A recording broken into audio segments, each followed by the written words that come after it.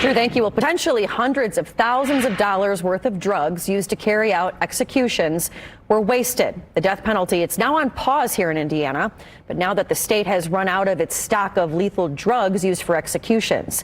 IT8's Tim Spears explains how some weren't used as intended.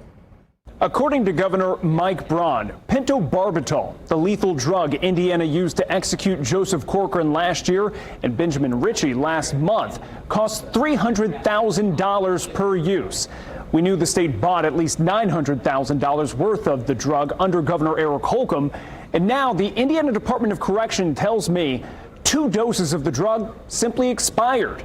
Then the state had to buy an additional dose, an estimated $1.2 million for 2 lethal injections. Something that's got a shelf life of 90 days. I think we got in a pickle where we, stored 3. Governor Mike Braun says there's no plans to restock the state's inventory of deadly drugs to execute Indiana's 6 remaining death row inmates. And then something that costs, I think, $300,000 a pop that has a 90-day shelf life. I'm not going to be for putting it on the shelf and then letting them expire. Bernice Corley, the executive director of the Indiana Public Defender Council, believes this moment is an opportunity to discuss the future of the death penalty. Really, we need to re-examine what is the point or what is the utility of the death penalty. After a 15-year hiatus, Indiana's short revival of the death penalty drew protests, then raised questions about the use of lethal injection drugs when Benjamin Ritchie's attorney said he had a violent reaction during his execution. And his feet were moving for about 10 seconds. Then he sat up and violently twitched for about 3 seconds. Lay back down.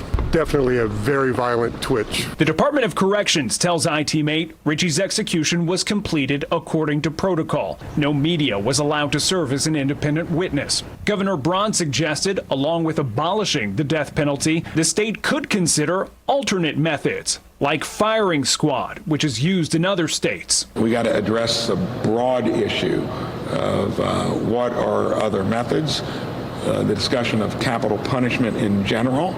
Is there a humane way to carry out an execution? No, death is death. So we will consistently oppose the death penalty. Republican State Representative Bob Morris tells me he plans to once again introduce legislation for Indiana to abolish the death penalty next session. In studio, Tim Spears for Wish TV and WishTV.com.